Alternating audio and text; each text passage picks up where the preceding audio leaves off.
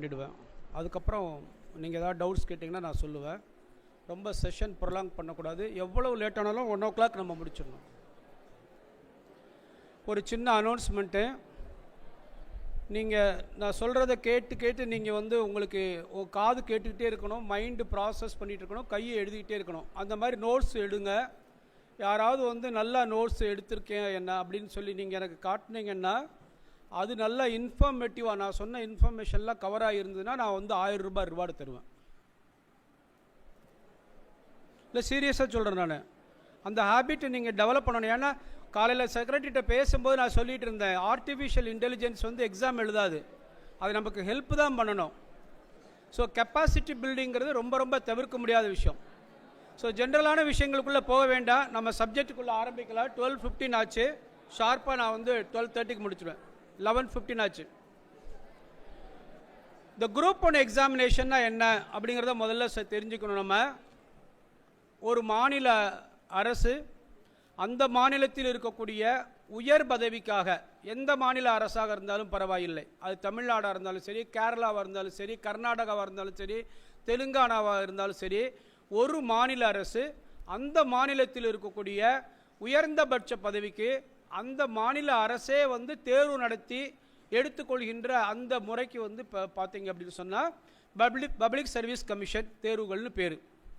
ஆனால் நேஷ்னல் லெவலில் all India லெவலில் எடுத்தாங்கன்னு சொன்னால் அது யூனியன் பப்ளிக் சர்வீஸ் கமிஷன் தேர்வுகள்னு பேர். யூனியன் பப்ளிக் சர்வீஸ் கமிஷனில் தேர்வு செய்யப்பட்டவர்கள் அவர்கள் இந்தியா முழுவதும் எங்கே போட்டாலும் போய் வேலை செய்கிறதுக்கு தயாராக இருக்கணும். கோவில்பட்டியில் ஒருத்தர் யூனியன் பப்ளிக் சர்வீஸ் கமிஷன் எழுதி ஒருத்தர் வாங்கியிருக்கிறாரு, நல்ல ஒரு மார்க் ஸ்கோர் பண்ணி ஒரு IPS ஆஃபீஸராக இருக்கிறார் அப்படின்னா அவரை பீகாரில் போட்டால் கூட அவர் வேலை செய்கிறதுக்கு தயாராக இருக்கணும்.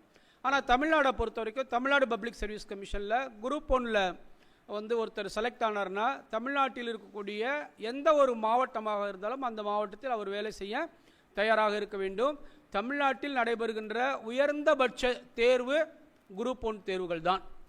எந்தெந்த போஸ்ட்டுக்கெல்லாம் இந்த தேர்வுகள் நடக்குது அப்படின்னு சொன்னால், நான் ஒரு சில போஸ்ட்டு மட்டும் சொல்கிறேன், எல்லா போஸ்ட்டையும் நான் கவர் பண்ண விரும்பலை. முக்கியமாக மெயினாக டெப்டி கலெக்டருக்கு நடத்துகிறாங்க, அப்புறம் டிஎஸ்பிக்கு நடத்துகிறாங்க, அப்புறம் கமர்ஷியல் டேக்ஸ் ஆஃபீஸருக்கு நடத்துகிறாங்க, அப்புறம் deputy registrar of cooperative societies அதுக்கு நடத்துகிறாங்க, அப்புறம் assistant director of rural development அதுக்கு நடத்துகிறாங்க, அதுக்கப்புறம் பார்த்திங்கன்னா டிஸ்ட்ரிக்ட் எம்ப்ளாய்மெண்ட் ஆஃபீஸர் அந்த போஸ்ட்டுக்கு நடத்துகிறாங்க, டிவிஷனல் ஃபயர் ஆஃபீஸர் அந்த போஸ்ட்டுக்கு நடத்துகிறாங்க.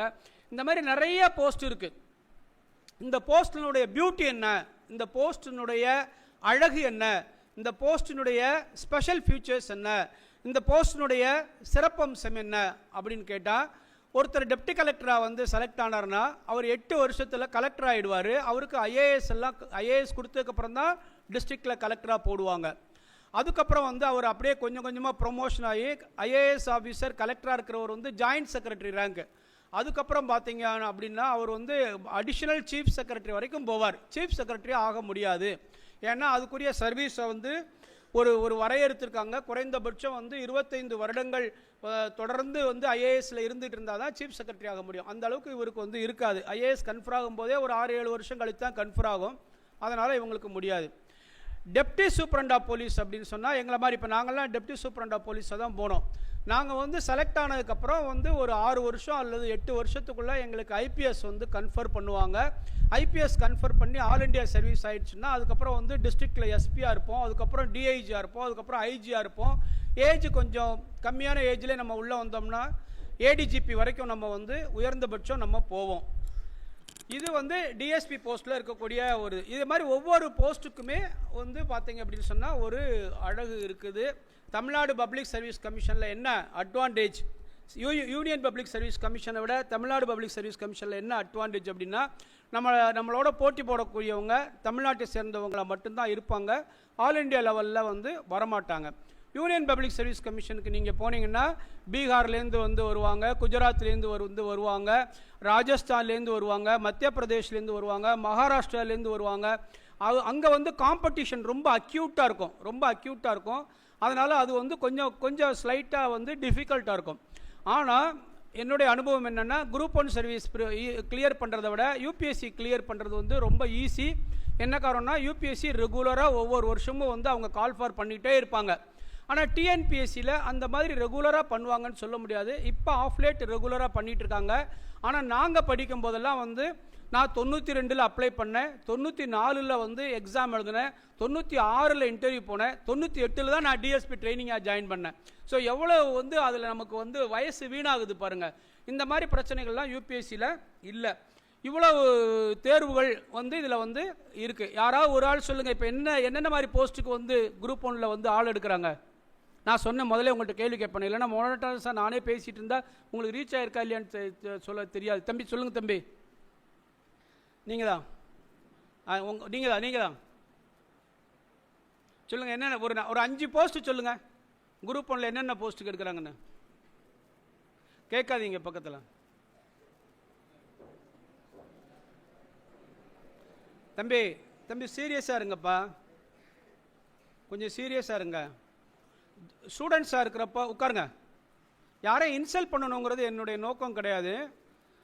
வந்து நான் அதுக்காக என்னுடைய வறுமையை சொல்லி நான் உங்கள்கிட்ட எல்லாம் வந்து உங்கள் வந்து ஓட்டு வாங்குறதுக்காக வந்து வரல. ஆனால் இதனுடைய அருமை பெருமை வந்து உங்களுக்கு வந்து தெரியாது. ஸ்டூடெண்ட்டாக இருக்கிற வரைக்கும் நம்ம ஜாலியாக இருப்போம். பட் இந்த ஸ்டூடெண்ட் லைஃப்பை முடிச்சுட்டு வெளியில் போனோம்னா அதுக்கப்புறம் வந்து பார்த்தீங்கன்னா சீர்ந்தருக்கு யாரும் வந்து ஆள் இருக்க மாட்டாங்க. நீங்களே இன்னும் 4 வருஷம் கழித்து திரும்ப வந்து நான் அந்த காலேஜில் படித்த ஸ்டூடெண்ட் சார் அப்படின்னா சோ வாட் அப்படிம்பாங்க. உங்களுக்கு அதனால சோ வாட்பாங்க. ஆனால் அதே இது நீங்கள் ஒரு பெரிய அதிகாரியாக இருந்தால் அவங்க உங்களை தேடி வந்து கண்டுபிடிச்சி, நீ எங்கள் காலேஜில் படித்தோம்ல, நீ ஒன்றும் சொல்ல மாட்டேங்கிற, வாப்பா ஒரு சீஃப் கெஸ்ட்டாக வரணும்ப்பா, பசங்களுக்கெல்லாம் வந்து நீங்கள் வந்து கேடயம் கொடுக்கணும்ப்பா அப்படின்னு உங்களை தேடி அவங்க அலைவாங்க. அதனால் வந்து பார்த்தீங்கன்னா இந்த ஸ்டூடெண்ட் இதுங்கிறது இப்போ நம்ம இருக்கக்கூடிய இதற்கு பார்த்தீங்களா, நம்ம ஒவ்வொருத்தங்க கையில் இருக்கிறதும் அமுத சுரபி. நம்ம அதை தயவுசெய்து பிச்சை பாத்திரமாக மாற்றிடக்கூடாது. நம்ம கையில் இருக்கிறது அமுத சுரபி. இதை வாய்ப்பை பயன்படுத்தி ஒரு சாதாரண டிகிரி வச்சு பார்த்தீங்க அப்படின்னு சொன்னால், ஒரு மத்திய அரசாங்கத்தில் வெறும் சாதாரண டிகிரி பிகாம் படித்தவர் தான் வந்து கேபினெட் செக்ரட்டரியாக இருக்கிறாரு. கேபினெட் செக்ரட்டரிங்கிறது யாருன்னு சொன்னால் பிரதமருடைய ஆலோசகர். ஒவ்வொரு மாநிலத்தில் இருக்கக்கூடிய சீஃப் செக்ரட்டரியை கண்ட்ரோல் பண்ணுறவர். அதுக்கே ஒரு பட்டம் போதும்.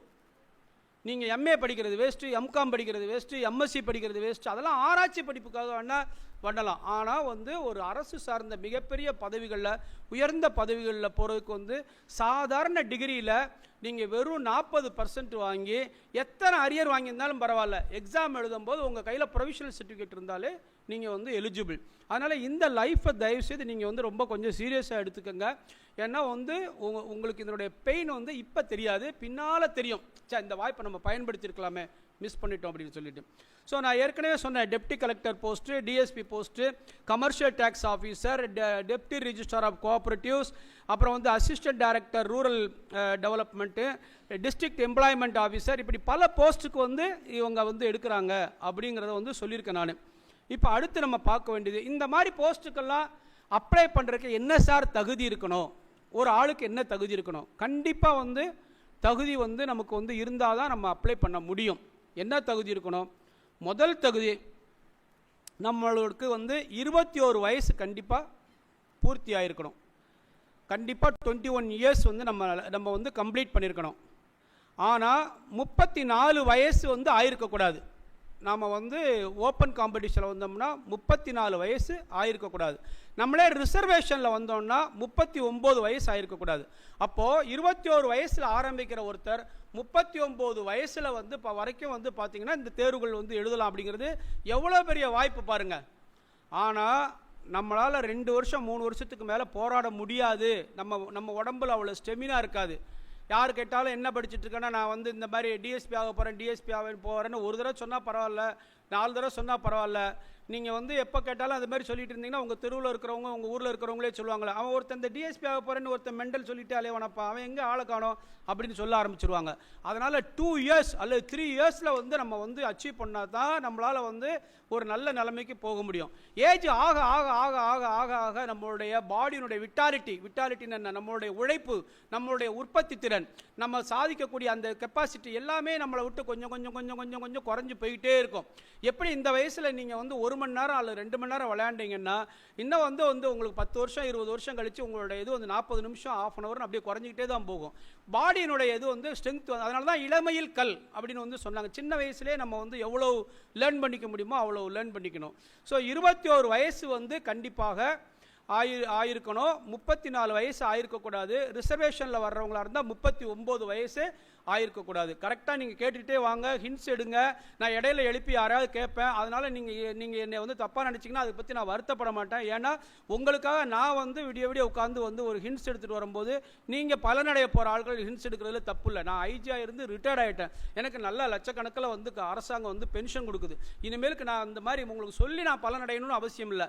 என்னுடைய ஒரே ஒரு ஆசை, என்ன மாதிரி கஞ்சிக்கு இல்லாத ஒரு குடும்பத்திலேருந்து ஒருத்தங்க உட்காந்துருப்பான், அவன் வந்து என்னை மாதிரி ஒரு நிலைமைக்கு வரணும். வந்தால் நான் பிறந்ததுக்கு வந்து ஒரு பலன் இருக்குது. என்னுடைய இதை வந்து நான் வந்து அப்படியே முடிச்சுட்டு போயிடக்கூடாது. நான் அதை வந்து கண்டிப்பாக அடுத்தவங்களுக்கு கடத்தணும். அப்படின்னா தான் அடுத்த தலைமுறையில் வந்து யாராவது ஒருத்தன், நான் வந்து முத்துசாமி சார் இது மாதிரி பேசினார், அப்போ நான் கேட்டேன், அதுக்கப்புறம் தான் நான் இது மாதிரி முயற்சி பண்ணேன்னு சொன்னேன்னா I will be more happy. இந்த எஜுகேஷன் இந்த குவாலிஃபிகேஷன்ஸ் பார்க்குறாங்கல்ல, ஏஜ் 21 வயசு ஆயிருக்கணும், 34 வயசு ஆயிருக்கக்கூடாதுன்னு சொல்கிறாங்கல்ல, அதுக்கு என்னென்ன ஆதாரங்கள் அவங்க வந்து கேட்குறாங்க. முதல் ஆதாரம் வந்து 10th mark sheet. 10th mark sheet தான் நமக்கு ஒரு எல்லாத்துக்குமே பேசிக். அதில் உங்களுடைய டேட் ஆஃப் பர்த் இருக்கும். அப்படி 10th மார்க் ஷீட்டில் இல்லைன்னா +2 மார்க் ஷீட். அவங்க எது பார்க்குறாங்கன்னு பார்த்துங்க. நீங்கள் பர்த் சர்டிஃபிகேட்லாம் அப்புறம் தான் கேட்பான், இது இல்லைனா தான் கேட்பான். அப்புறம் 3வது வந்து உங்களுடைய டிகிரி மார்க் ஷீட்டில் இருக்கக்கூடிய டேட் ஆஃப் பர்த். இதெல்லாம் இல்லைனா தான் 4வது வந்து நீங்கள் வந்து பஞ்சாயத்துலேயோ அல்லது கார்பரேஷன்லேயோ அல்லது வந்து கவர்மெண்ட் ஹாஸ்பிட்டல்லையோ வாங்கின பர்த் சர்டிஃபிகேட். அதுக்கப்புறம் வந்து இது எதுவுமே கிடைக்கலனா தான் கடைசியில் நீங்கள் உங்களுடைய ஸ்கூல்லையோ காலேஜ்லையோ படித்த ட்ரான்ஸ்ஃபர் சர்டிஃபிகேட். இதை தவிர வேறு எந்த ஆதாரம் கொடுத்தாலும் உங்களுடைய பர்த்தை வந்து ஃபிக்ஸ் பண்ணுறதுக்கு அவங்க அரசாங்கம் எடுத்துக்கொள்ள மாட்டார்கள். அப்போ எத்தனை ஆதாரம்? 10th mark sheet, +2 mark sheet, degree mark sheet. இதில் ஏதாவது ஒன்று இருந்தால் போதும். டிகிரி மார்க் ஷீட்டு அல்லது வந்து உங்களுடைய பர்த் சர்டிஃபிகேட்டு அல்லது ட்ரான்ஸ்ஃபர் சர்டிஃபிகேட். இந்த 5ல் ஒன்று இருக்கணும் உங்களுடைய ஏஜை வந்து நீங்கள் ஃபிக்ஸ் பண்ணுறதுக்கு. இது வந்து முதல் கிரைட்டீரியா. 2வது கிரைட்டீரியா, நீங்கள் கண்டிப்பாக 10+2+3 பேட்டர்னில் படிச்சிருக்கணும். அப்படின்னா என்ன அர்த்தம்? 10+2+3 பேட்டர்னில் படிச்சிருக்கணும்னா 10th வந்து எக்ஸாம் எழுதி பாஸ் பண்ணதுக்கப்புறம் 2 வருஷம் வந்து ஹையர் செகண்டரி படிச்சுட்டு அதுக்கப்புறம் 3 வருஷம் டிகிரி படிக்கணும். இந்த ஹையர் செகண்டரி 2 வருஷம் படிக்கிறதுக்கும் பதிலாக நீங்கள் டிப்ளமோ கூட படிக்கலாம், ஒன்றும் தப்பு கிடையாது. அது ஈக்குவலன் டு ஹையர் செகண்டரி. ஆனால் நீங்கள் 10th முடிச்சுட்டு அதுக்கப்புறம் நேரடியாக நான் டிகிரி அப்ளை பண்ணியிருக்கிறேன், நான் நேரடியாக டிகிரி வாங்கியிருக்கேன், நான் வந்து +2வே படிக்கலை, கரஸ்பாண்டன்ட் கோர்ஸில் நான் வந்து நேரடியாக டிகிரி வாங்கிட்டேன்னா you are not eligible to become an IAS officer or IPS officer. அதை நீங்கள் ஞாபகம் வச்சுங்க. உங்களால் ஆக முடியாது. நீங்கள் கான்ஸ்டபிள் ஆகலாம், சப் இன்ஸ்பெக்டர் ஆகலாம், ஆனால் நீங்கள் IAS IPS அதிகாரியாக ஆக முடியாது. அப்போ வந்து இந்த அரசு, மத்திய அரசும் சரி மாநில அரசும் சரி, இந்த 2 வருஷ படிப்பு 10th அப்புறம் டிகிரிக்கு முன்னால் 2 வருஷ படிப்புக்கு அவங்க எவ்வளோ முக்கியத்துவம் கொடுக்குறாங்க அப்படிங்கிறத நீங்கள் புரிஞ்சுக்கலாம். ஸோ கண்டிப்பாக வந்து 10+2+3 பேட்டர்னில் நீங்கள் படிச்சிருக்கணும். முதல்ல என்ன சொன்னேன்? கண்டிப்பாக 21 வயசு இருக்கணும், 34 வயசு ஆயிருக்கக்கூடாது அல்லது 39 வயசு ஆயிருக்கக்கூடாது. கண்டிப்பாக 10+2+3 பேட்டர்னில் நீங்கள் படிச்சிருக்கணும். 3வது கண்டிஷன், நம்ம தமிழ்நாட்டை பொறுத்த வரைக்கும் கண்டிப்பாக நீங்கள் வந்து அப் டு டிகிரி முடிக்கிற வரைக்கும் எங்கேயாவது ஒரு இடத்துல தமிழ் லாங்குவேஜ் நீங்கள் வந்து பேப்பர் எழுதி பாஸ் பண்ணியிருக்கணும். தமிழ் லாங்குவேஜ் பேப்பர் எழுதி, அது 10th நீங்கள் தமிழ் படித்தாலும் சரி, இல்லை +2 நீங்கள் தமிழ் படித்தாலும் சரி, அல்லது வந்து நீங்கள் சார் இங்கே முன்னால் வாங்க சார், பாலமுருகன் சார்,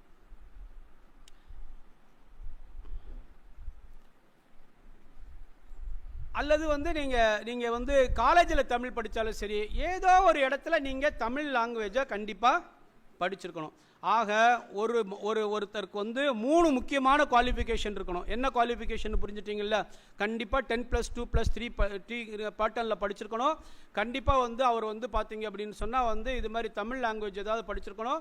கண்டிப்பாக அவருக்கு வந்து ஏஜ் வந்து 21 வயசு ஆயிருக்கணும், 34 வயசு ஆயிருக்கக்கூடாது அல்லது 39 வயசு ஆயிருக்கக்கூடாது.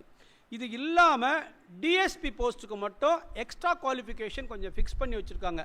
அது என்ன எக்ஸ்ட்ரா குவாலிஃபிகேஷன்?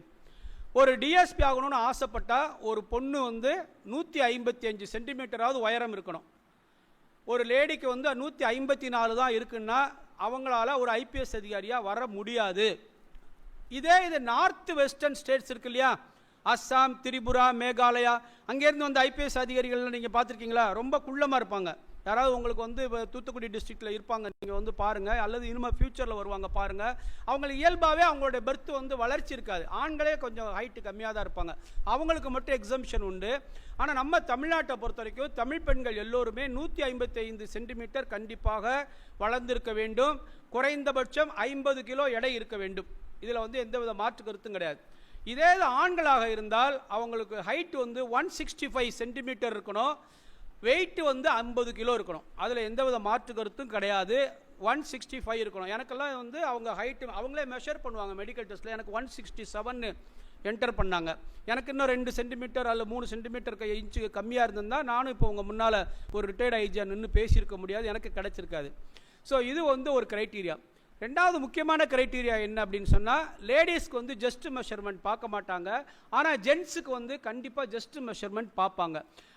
எப்படி பார்ப்பாங்க அப்படின்னு சொன்னால், நார்மல் ஸ்டேஜில் 85 சென்டிமீட்டர் இருக்கணும், அதுக்கப்புறம் எக்ஸ்பேண்ட் பண்ணும்போது வந்து 91 சென்டிமீட்டர் இருக்கணும். ஸோ இந்த மாதிரி இருந்தால் தான் உங்களை வந்து கண்டிப்பாக அவங்க டிஎஸ்பி போஸ்ட்டுக்கு எடுப்பாங்க. ஏன்னா டிஎஸ்பி போஸ்ட்டுங்கிறது வந்து மணிக்கணக்காக ஃபீல்டில் நிற்கக்கூடிய போஸ்ட்டு. நல்லா ப்ரீத் பண்ண தெரியணும், அவசரத்துக்கு ஓட தெரியணும், இல்லையா? அந்த மாதிரி வேலைகள்லாம் இருக்கிறதுனால தான் டிஎஸ்பிக்கு மட்டும் இப்படி எக்ஸ்ட்ரா கண்டிஷன்ஸ் வச்சுருக்காங்க. அதே மாதிரி இன்னொரு கண்டிஷன் வந்து போட்டிருக்காங்க, டிஎஸ்பி ஆகணும்னு ஆசைப்படுறவர், பின்னால் ஐபிஎஸ் அதிகாரியாக வரக்கூடிய அவருக்கு வந்து கண்டிப்பாக ஃப்ளாட் ஃபுட் இருக்கக்கூடாது. நீங்களே உங்களுடைய காலை வந்து தடவி பார்த்துக்கோங்க. உங்களுக்கு ஃப்ளாட் ஃபுட் இருந்ததுன்னா நீங்கள் வந்து ஐபிஎஸ் அதிகாரியாக மாற முடியாது. இந்த மாதிரி இந்த பள்ளம் இருக்கு இல்லையா, இப்படி இருந்தால் தான் நீங்கள் ஐபிஎஸ் அதிகாரியாக வர முடியும். இந்த பள்ளம் இருந்தால் தான் நம்மளால் மணிக்கணக்காக நிற்க முடியும். நாங்கள்லாம் 10 மணி நேரம் 15 மணி நேரம் 3 நாள் கூட தொடர்ந்து இருந்திருக்கோம் பிரைம் மினிஸ்டர் பந்தோபஸ்லாம். ஸோ அதனால் வந்து அதுக்கு பேர் ஃப்ளாட் ஃபுட். ஏன்னா இப்போவே நீங்கள் பார்த்துடலாம், உங்களுக்கு ஃப்ளாட் ஃபுட் இருந்தால் நீங்கள் விடிய விடியா வந்து அதுக்கப்புறம் ஐபிஎஸ் ஆகணும்னு கனவு கண்டிங்கன்னா டிஜெக்ட் பண்ணிடுவாங்க. என்ன இது தப்பாக சொல்லிட்டேனா? நீங்கள் பார்த்துக்கங்க உங்களை. ஏன்னா சில பேருக்கு அந்த ஆசை இருக்கும், போலீஸ் ஆகணும் ஐபிஎஸ் ஆகணும்னு, ஆனால் உங்களுக்கு ஃப்ளாட் ஃபுட் இருக்கும். ஃப்ளாட் ஃபுட் இருந்தால் you are not eligible. So இதெல்லாம் வந்து ஒரு ஸ்பெஷல் கேட்டகரி. அதுக்கப்புறம் கம்மிங் டு த எக்ஸாம், ஒரு குரூப் 1 எக்ஸாம் வந்து எப்படி நடக்கும் அப்படின்னா, அது 3 கட்டமாக நடக்கும். ஒரு குரூப் 1 எக்ஸாமினேஷனுங்கிறது 3 கட்டமாக நடக்கும். அதில் முதல் கட்டம் ஸ்டேஜ் 1 அப்படிங்கிறது வந்து ஒரு preliminary exam.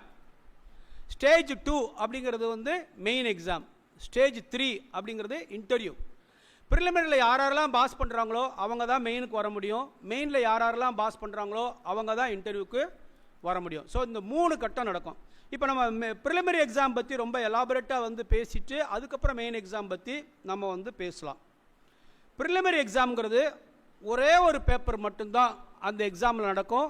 Morning 10 to 1 exam முடிஞ்சிடும். 3 hours. ஒரே ஒரு பேப்பர் தான். 200 கேள்விகள் கேட்கப்படும். 200 கேள்விகள் கேட்கப்படும். ஒவ்வொரு கேள்விக்கும் 1.5 மார்க்கு. ஒவ்வொரு கேள்விக்கு எத்தனை மார்க்குமா? ஒவ்வொரு கேள்விக்கு எத்தனை மார்க்கு? யாராவது ஒரு ஆள் சொல்லுங்க. நீங்கள் 1.5 மார்க்கு. ஒரு கேள்விக்கும் 1.5 மார்க். ஆக மொத்தம் 200 கேள்வினா எத்தனை மார்க்கு? அதுக்கு ஏன் செல்போனை தேடுறீங்க? 300 மார்க்கு. ஸோ 200 கேள்விக்கு வந்து 300 மார்க். 300 மார்க்கு தான் வந்து நமக்கு வந்து ப்ரிலிமினரிக்கு எக்ஸாம் வந்து நடத்துவாங்க. இந்த 200 கேள்விகளை எப்படி பிரிக்கிறாங்க அப்படின்னா, 175 கேள்விகள் ஜென்ரல் ஸ்டடீஸ் அப்படின்னு வந்து சொல்கிறாங்க. 25 கேள்விகள் வந்து மென்டல் எபிலிட்டி அப்படின்னு வந்து பிரித்து வச்சுருக்காங்க. ஜென்ரல் ஸ்டடீஸ்னால் என்ன, மென்டல் எபிலிட்டினா என்ன? Anything related to maths is mental ability. Anything apart from maths is called general studies. Maths இல்லாத கேள்விகள்லாம் ஜென்ரல் ஸ்டடீஸ், மேக்ஸ் கவர் ஆகிறது மட்டும் வந்து மென்டல் எபிலிட்டி. இப்போ 175 கேள்விகளில் எப்படி பிரேக்கப், அதுக்கும் பிரேக்கப் கொடுத்துருக்காங்க. நல்லா ஞாபகம் வச்சுக்கோங்க. இந்த மாதிரி ஒரு போட்டித் தேர்வு எழுதுறது வந்து நிச்சயமாக ஒரு எலெக்ஷனில் நின்று எம்எல்ஏ ஆகிறத விட பல லட்சம் மடங்கு ஈஸி. எம்எல்ஏ ஆகிறது சாதாரண விஷயம் கிடையாது. நீங்கள் அவ்வளோ ஈஸியாக வந்து ஆகிட முடியாது. நான் அதுக்காக அவங்கள குறைச்சி சொல்கிறேன். அவ்வளோ உழைப்பு அதுக்கு வந்து போடணும். ஆனால் இதுக்கு அந்த அளவு கிடையாது. ஏன்னா சிலபஸ் இருக்குது, இப்படி தான் பேட்டர்ன் இருக்குது, இப்படி தான் கேள்வி கேட்கணுன்னு இருக்குது. கரெக்டாக அதை மட்டும் புரிஞ்சுக்கிட்டா, இத்தனை மணிக்கு கோயில்பட்டியிலேருந்து இந்த பஸ்ஸு போகணும்னு புரிஞ்சுக்கிட்டா எப்படி நீங்கள் பஸ் ஸ்டாண்டுக்கு போகிறீங்களோ அதே மாதிரி இந்த பேட்டர்னை நீங்கள் கரெக்டாக புரிஞ்சுக்கிட்டீங்கன்னா you will become a successful officer. அதனால் அந்த பேட்டர்னை நீங்கள் வந்து புரிஞ்சுக்கணும். அந்த பேட்டர்னை நம்ம புரியாமல் தான் நம்ம கிராமத்து பையங்க நிறைய பேர் கூச்சப்பட்டு யார்கிட்டையும் கேட்குறதும் கிடையாது. அவங்களுமே சும்மா படித்தாலும் வந்து அவங்களுக்கு வந்து அதில் இருக்கக்கூடிய டவுட்ஸ் அவங்க கிளாரிஃபை பண்ணுறது கிடையாது. யார்கிட்ட போய் கேட்டால் வந்து முகரக்கட்டைக்கு இது வேறு தேவையான்னு சொல்லுவாங்களோன்னு சொல்லி அவனே வந்து இன்ஃபீரியாரிட்டி காம்ப்ளெக்ஸில் கேட்குறதும் கிடையாது. அதனால தான் உங்கள் செக்ரட்டரிகிட்ட நான் சொன்னேன், இது மாணவர்களுக்கு பிடிக்குதோ பிடிக்கலையோ நான் கண்டிப்பாக நான் இதை பற்றி தான் சார் பேசுவேன். இதை கண்டிப்பாக அவங்களுக்கு ஊட்டி விட்டுருவோம். நம்ம அவங்களுக்கு பிடிக்குதோ பிடிக்கலையோ குரூப் 1 எக்ஸாம் பற்றி நம்ம சொல்லிட்டு வந்துடுவோம். யாராவது ஒருத்தர் வந்து இதில் வந்து ஒரு கலெக்டராகவோ ஒரு ஐஏஎஸ் அதிகாரியாவோ அல்லது வந்து ஒரு ஐபிஎஸ் அதிகாரியாவோ ஒரு பெரிய லெவலில் வந்தீங்கன்னா அது வந்து உங்களுக்கு பெரிய பெருமை, உங்கள் பெற்றோர்களுக்கு பெருமை, உங்கள் கூட பிறந்தவங்களுக்கு பெருமை, உங்களுடைய நண்பர்களுக்கெல்லாம் பெரிய பெருமை. ஸோ இந்த 175 மார்க்கில் 175 மார்க் 175 கொஸ்டின் மார்க் கிடையாது, 175 கொஸ்டின், ஒவ்வொரு கொஸ்டினுக்கும் 1.5 மார்க்கு. இந்த 175 கொஸ்டினில் அதிகமான கொஸ்டின் இந்தியன் எக்கனாமிலேருந்து கேட்பாங்க. 50 கேள்விகள் இந்திய பொருளாதாரத்திலேருந்து கேட்பாங்க. இந்திய பொருளாதாரம்னு நான் சொன்னேன், அதோடு நீங்கள் ஆட்டோமேட்டிக்காக நான் என்ன சொன்னாலும் தமிழ்நாடை பொறுத்த வரைக்கும் தமிழ்நாடு பொருளாதாரம்னு சேர்த்துக்கணும். இந்திய அரசியல்னு சொன்னால் தமிழக அரசியல்னு சேர்த்துக்கணும். இந்திய புவியியல்னு சொன்னால் தமிழக புவியியலையும் சேர்த்துக்கணும். ஏன்னா தமிழ்நாட்டில் அது கேட்காம இருக்கவே மாட்டாங்க, அதோட கிளப் பண்ணி கேட்பாங்க. ஆக இந்த புவியியலுக்கு வந்து 50 மார்க். அதுக்கப்புறம் பாலிட்டி ஒரு 40 மார்க். அதுக்கப்புறம் வந்து பொலிட்டிக்கல் மூமெண்ட்ஸ், அரசியல் இயக்கங்கள், என்னென்ன அரசியல் இயக்கங்கள் எப்பப்போ தோன்றிச்சு, எப்படி வளர்ந்தது, திராவிட இயக்கம் எப்படி தோன்றுது, திராவிட இயக்கத்தினுடைய தலைவர்கள்லாம் யார், அது வந்து இந்த போராட்டம்னா என்ன, அந்த போராட்டம்னா என்ன, வைக்கம் போராட்டம்னா என்ன, இப்படி பல கேள்விகள். அதுக்கு ஒரு 40 கேள்வி. ஹிஸ்ட்ரிக்கு வந்து 25 கேள்வி. ஹிஸ்ட்ரியில் வந்து 25 கேள்வி. அதில் விடுதலை போராட்டங்களும் உண்டு, இந்தியன் நேஷனல் மூமெண்ட் சேர்ந்தது தான் ஹிஸ்ட்ரி. அதுக்கப்புறம் ஜாகிரபிக்கு வந்து 10 கேள்வி. அதுக்கப்புறம் வந்து கடைசியாக சயின்ஸுக்கு 10 கேள்வி. இப்போ கூட்டி பாருங்கள், அதில் வந்து 175 கேள்வி வருதா. எக்கனாமிக்ஸ் 50, பாலிட்டி 40, அப்போ 90, மூமெண்ட்ஸ் வந்து ஒரு 40, அப்போ 130, ஹிஸ்ட்ரி வந்து 25, 155, ஜாகிரபி 10, 165, சயின்ஸ் 10, 175 கேள்விக்கும் பிரேக்கப் கொடுத்துட்டேன்னா நான். இப்போ இந்த பிரேக்கப்லேருந்து நீங்கள் தெரிஞ்சுக்க வேண்டிய விஷயம் என்ன அப்படின்னா, நீங்கள் ஒரு ஆர்ட்ஸ் ஸ்டூடெண்ட்டாக இருந்தால் எக்கனாமிக்ஸ்க்கு இம்பார்ட்டன்ஸ் கொடுத்து படிக்கணும். நீங்கள் ஒரு சயின்ஸ் ஸ்டூடெண்ட்டாக இருந்தால் இனிமேலுக்காவது நம்ம எக்கனாமியை பற்றி தெரிஞ்சுக்கணும். பார்ட்டர் சிஸ்டம்னா என்ன, மிக்சட் எக்கனாமினா என்ன, இந்தியன் எக்கனாமிக்கில் வந்து க்ரோத் ரேட் வந்து என்ன, ஜிடிபினா என்ன, இது மாதிரி நிறையா அந்த பேசிக்கான விஷயங்களை வந்து நம்ம தெரிஞ்சுக்கிட்டே இருக்கணும். ஒவ்வொரு நாளும் வாழ்க்கை போகிறதே தெரியாதுங்க.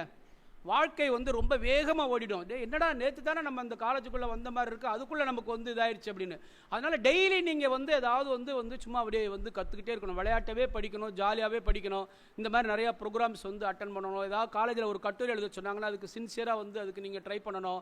ஒரு பேச்சு போட்டியில் நீங்களாகவே ஒரு பேரை கொடுத்துக்கிட்டு என்ன தேவை போய் பேசுறதுக்கு வந்து ட்ரை பண்ணணும். உங்கள் கம்யூனிகேஷன் ஸ்கில்லை வளர்த்துக்கணும். இப்படியெல்லாம் வந்து நீங்கள் இந்த கல்லூரியை வந்து ரொம்ப பயன்படுத்தணும். ஏன்னா இந்த மேடையை வந்து இன்னும் ஒரு 7 வருஷம் கழிச்சு நம்ம வந்து ஊரில் புண்ணாக்கு வியாபாரம் பார்த்தோம்னா இந்த மேடையில் நம்மளை நிறுத்துவாங்களா அப்படிங்கிறது ரொம்ப சந்தேகம். புண்ணாக்கு வியாபாரி யார் கொண்டு வந்து நிறுத்துவாங்க? அவரே சாதிச்சார்னா, வேர்ல்டு லெவலில் சாதிச்சார்னா நிறுத்துவாங்க. ஸோ ஏதோ ஒரு வகையில் நீங்கள் மற்றவர்களை விட தனித்துவம் வாய்ந்தவர்கள், சிறப்பானவர்கள், தகுதியானவர்கள் அப்படிங்கிறத நீங்கள் நிரூபிப்பதற்கான ஒரு நல்ல வாய்ப்பு, ஒரு கிரவுண்டு தான் இந்த காலேஜ். ஸோ இப்போ நான் வந்து இதுக்கு பிரேக்கப் கொடுத்துட்டேன். அதுக்கப்புறம் இந்த மென்டல் எபிலிட்டி, அதுக்கு வந்து 25 கேள்வின்னு சொல்லியிருக்கேன். அதை 2ஆக பிரிக்கிறாங்க. ஒன்று வந்து ஆப்டிடியூட் டெஸ்ட், அதுக்கு 15 கேள்வி. அப்புறம் ரீசனிங், அது 10 கேள்வி. நான் பேசிக்காக வந்து பிஏ ஹிஸ்ட்ரி படித்தேன். இதில் யாரும் ஹிஸ்ட்ரி ஸ்டூடெண்ட்ஸ் நிறைய பேர் இருப்பீங்களா?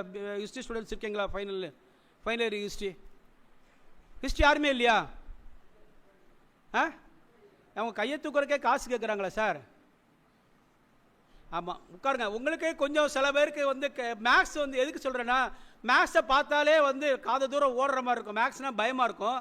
ஒன்றுமே பயப்படாதீங்க.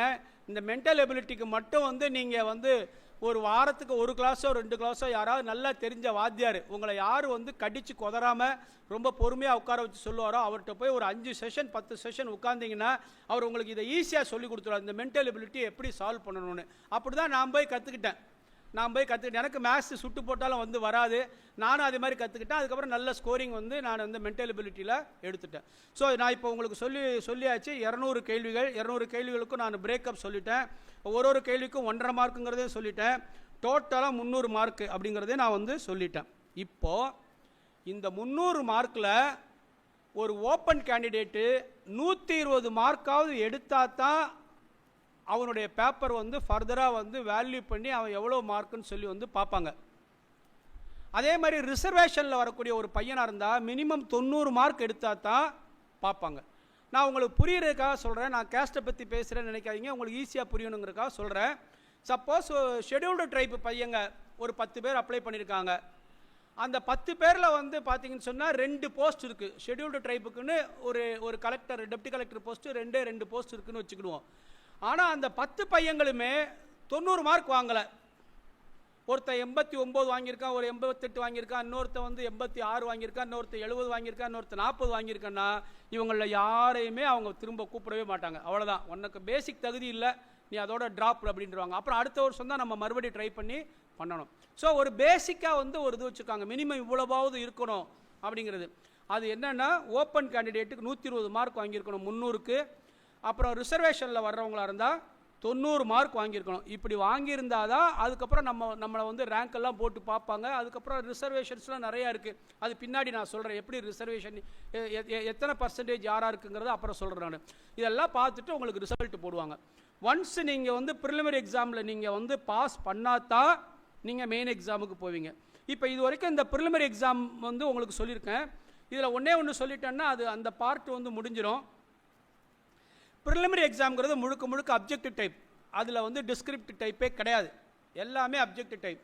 அப்ஜெக்டிவ் டைப்பு என்னென்ன மாடலில் கேட்பாங்க அப்படின்னா, உலகம் பூரா நீங்கள் தேடி தொலாவி பார்த்தா கூட நீங்கள் டைரெக்டாக ஐஏஎஸ் ஐபிஎஸ்ஸாக வர்றாங்கல்ல, யூனியன் பப்ளிக் சர்வீஸ் கமிஷன் எழுதி அவங்களையுமே சேர்த்து நீங்கள் தொலாவி பார்த்தா கூட 10 மாடல் தான் இருக்குது. அந்த 10 மாடலில் என்னென்னு நான் இப்போ உங்களுக்கு சொல்லிடுறேன், உங்களுக்கு ஒரு ஐடியா வந்து நீங்கள் வச்சுங்க. முதல் மாடல் என்னென்னா choosing the correct answer correctly. ஒரு 4 இது கொடுத்துருப்பாங்க, அதில் எது கரெக்டுன்னு சொல்லி பார்த்து கரெக்டாக வந்து சூஸ் பண்ணணும். தலைப்பே வந்து அடுத்து என்ன மாற்றி கொடுப்பாங்க, சூஸ் தி இன்கரெக்ட் ஆன்சர் கரெக்ட்லின்னு. 4 கொடுத்துருப்பாங்க, அதில் ஒன்று தப்பாக இருக்கும், அந்த தப்பானதை கரெக்டாக பார்த்து சூஸ் பண்ணணும். இது ஒரு டைப்பான அப்ஜெக்டிவ் டைப். அதுக்கப்புறம் மேட்ச் த ஃபாலோயிங், அதுக்கெல்லாம் நமக்கு தண்ணிப்பட்ட பாடு, நம்ம சின்ன வயசுலேருந்தே வந்து பொறுத்துக்கன்னா எல்லாருமே ஈஸியாக மார்க் வாங்கிடுவாங்க. Find out the rightly match the following கொடுத்துருப்பாங்க, இதில் எது சரியாக அப்படின்னு சொல்லி சொல்லுவாங்க. உதாரணத்துக்கு வந்து பார்த்தீங்கன்னா நான் உங்களுக்கு வந்து சொல்கிறேன், சாத்தூர் ராஜபாளையம் வந்து ராஜபாளையம் சொல்லி போட்டு வேறு ஏதாவது வந்து ஒரு ஒரு ஒரு ஒரு பீங்கான் உற்பத்தி இப்படியெல்லாம் போட்டுட்டு கடைசியில் வந்து கோவில்பட்டி கடலை மிட்டாய்னா நீங்கள் எது கரெக்டாக மேட்ச் ஆகிருக்குன்னு வந்து சூஸ் பண்ணுறது ஒன்று. அதுக்கப்புறம் இதே மாதிரி வந்து ராங்காக எது மேட்ச் ஆகிருக்குன்னு சூஸ் பண்ணுறது ஒன்று. ஸோ 6 மாடல் இப்போ இது வரைக்கும் சொல்லியிருக்கேன்.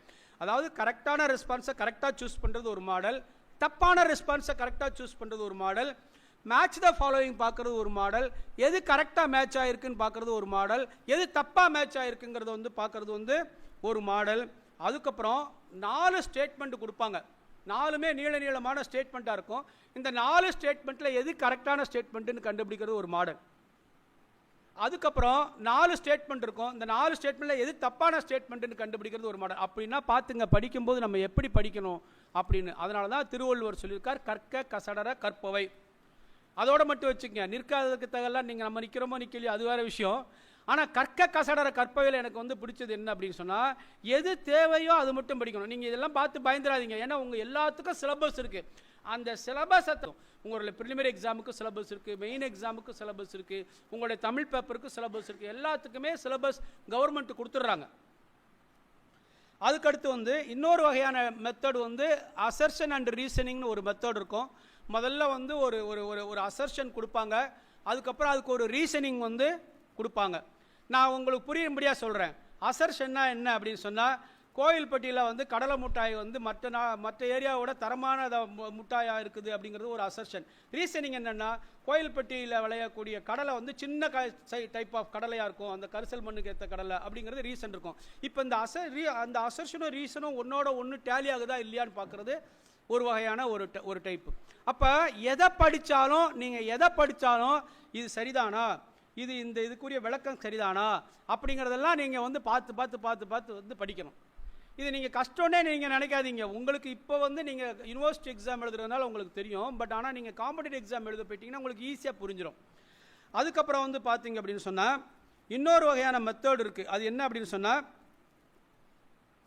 ஒரே மாதிரியான ஸ்டேட்மெண்ட். இப்போ மினரல்ஸை பற்றி 4 ஸ்டேட்மெண்ட் இருக்கும். அந்த 4 ஸ்டேட்மெண்ட்டில் வந்து ஒரு ஸ்டேட்மெண்ட் மட்டும்தான் கரெக்டாக இருக்கும். மீதி எல்லாம் பார்த்தா கரெக்டுக்கு நியர்னஸ் பக்கத்தில் இருக்கிற மாதிரி தெரியும், ஆனால் கரெக்டாக இருக்காது. அதை ரொம்ப அக்யூரேட்டாக கண்டுபிடிக்கிறது இது கொஞ்சம் டிஃபிகல்ட்டானது. சப்ஜெக்டில் இன்டெப்த் நாலேஜ் இருந்தால் தான் இதை வந்து பண்ண முடியும். இது ஒன்று. அதுக்கடுத்து ஹிஸ்ட்ரி ஸ்டூடெண்ட்ஸ் எல்லாருக்கும் தெரியும், கர்னாலஜி படி கால வரிசைப்படி அடுக்கப்பட்டிருக்கிறது சரியாக இருக்கா அப்படின்னு பார்க்குறது. ஸோ இந்த 10 டைப்பை தவிர வேறு எதுவுமே உங்களுக்கு கேட்குறதுக்கு வாய்ப்பே கிடையாது. உலகம் பூரா உள்ள, நான் சொல்கிறது உலகம் பூரா, நீங்கள் அமெரிக்காவில் கேட்டாலும் இந்த 10 டைப்புக்குள்ளே தான் கேட்கணும். நம்ம அமெரிக்காவுக்கு போக வேண்டிய அவசியம் இல்லை, அமெரிக்காவில் நம்ம எக்ஸாம் எழுத வேண்டிய அவசியம் இல்லை. ஆல் இண்டியா லெவல் எக்ஸாம் எழுதினாலும் இப்படி தான் கேட்பாங்க. தமிழ்நாடு பப்ளிக் சர்வீஸ் கமிஷன் எழுதினாலும் இப்படி தான் கேட்பாங்க. இப்போ யாருக்காவது ப்ரிலிமினரி எக்ஸாமில் வேறு ஏதாவது டவுட் இருக்கா, இல்லைன்னா நம்ம மெயின் எக்ஸாம் போயிடலாம். ப்ரிலிமினரி எக்ஸாமில் வேறு யாருக்காவது ஏதாவது டவுட் இருக்கா? ப்ரிலிமினரி எக்ஸாம்லேயும் ரிசர்வேஷன் உண்டு. ரிசர்வேஷன் பற்றி நான் கடைசியில் சொல்கிறேன், யாருக்கு எத்தனை பர்சன்டேஜ்னு. ப்ரிலிமினரி எக்ஸாம்லேயும் ரிசர்வேஷன் வந்து உண்டு. எத்தனை அட்டெம்ப்ட் வேணாலும் ஒருத்தர் வந்து எழுதலாம். அட்டெம்ப்ட் ரெஸ்ட்ரிக்ஷன்லாம் வந்து ஒன்றும் கிடையாது. ஷெட்யூல்டு காஸ்ட், ஷெட்யூல்டு ட்ரைப், அருந்ததியர்ஸ், இவங்க எல்லாத்துக்குமே வந்து பார்த்தீங்கன்னு சொன்னால் ஃபீஸ் எல்லாம் வந்து ஒன்றும் கிடையாது. ஃபீஸே வந்து ஒரு புடலங்காய் ஃபீஸ் தான். புடலங்காய் ஃபீஸ்னால் என்ன சொல்கிறேன்னா, ப்ரிலிமினரி எக்ஸாமுக்கு வெறும் 100 ரூபா தான். நம்மள எத்தனை பேருக்கு தெரியும் தெரியல, பல பேர் ஏமாற்றுவாங்க. எங்கள் வீட்டிலலாம் வசதி இல்லைங்க, இல்லைனா நான் அந்த காலத்துலேயே ஐஏஎஸ் எழுதியிருப்பேன். ஐஏஎஸ் எழுதிருக்கே அவன் 100 ரூபா தாங்க கேட்குறான் ஃபீஸு. அதில் என்ன கஷ்டம்னு நமக்கு வந்து தெரியல. ஆனால் நம்ம வந்து ஒரு விஜய் படத்துக்கு வந்து 500 ரூபா கொடுத்து டிக்கெட் எடுக்கிறோம். ஆனால் வெறும் 100 ரூபா கொடுத்து நம்ம அப்ளை பண்ண மாட்டோம். குரூப் 1 எக்ஸாமுக்கோ அல்லது வந்து சிவில் சர்வீஸ் எக்ஸாமுக்கோ அப்படி தான். வெறும் 100 ரூபா தான் ஃபீஸு. அதுவும் யாருக்கு? ஓப்பன் கேண்டிடேட்டுக்கு மட்டும்தான். ரிசர்வேஷன் உள்ளவங்களுக்கு ஃபீஸு கிடையாது. ரிசர்வேஷன் உள்ளவங்களுக்கு ஃபீஸ் கிடையாது. So preliminary exam over. இதில் யாருக்கா டவுட்ஸ் இருந்தால் கேளுங்க நீங்கள். ஏன்னா உங்களுக்கு புரியாமே நான் சொல்லிட்டு போனேன்னா வந்து அவ்வளோ வேஸ்ட்டு. தம்பி ஜென்ஸ் யாராவது கேளுங்கப்பா.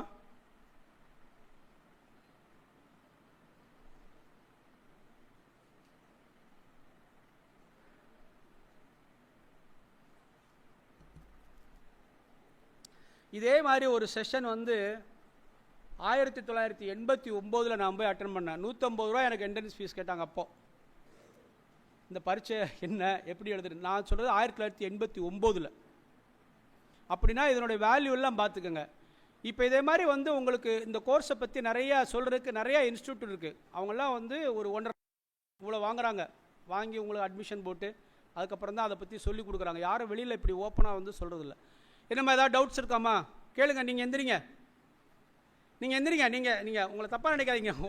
உங்கள் ஹெச்ஓடியோட பெர்மிஷனோட உங்களை எந்திரிக்க சொல்கிறேன் நான். சொல்லுங்கள், இது வரைக்கும் ப்ரிலிமினரி பற்றி நான் என்னெல்லாம் சொன்னேன்? நீங்கள் ஸ்டாஃபா? சரி பரவாயில்ல. ப்ரிலிமினரி எக்ஸாம் பற்றி நான் என்னெல்லாம் சொன்னேன் ரிப்பீட் பண்ணுங்கள். நீங்கள் தப்பாக நினைக்காதீங்க. இங்கே பாருங்கள், நீங்கள் you are like my daughter, don't think that I am hurting you, please repeat. நீங்கள் ரிப்பீட் பண்ணாதான் நான் சந்தோஷப்படுவேன். அட்லீஸ்ட் பரவாயில்ல, நான் சொன்னேன், இவ்வளோ கத்தி சொன்னேன், அது எங்கேயோ போயிருக்கு அப்படின்னு. இல்லைன்னா அது நிலத்தில் தண்ணியே விடாமல் நான் பாடி தண்ணி பாய்ச்சிக்கிட்டே போய் என்ன பிரயோஜனம்? சொல்லுங்கம்மா. பார்த்தே சொல்லலாம், ஒன்றும் தப்பு இல்லை.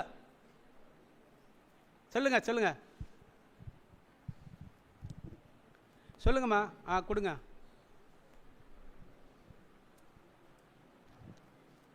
சார் 100 ரூபா பீஸ்ன்னு சொன்னீங்க.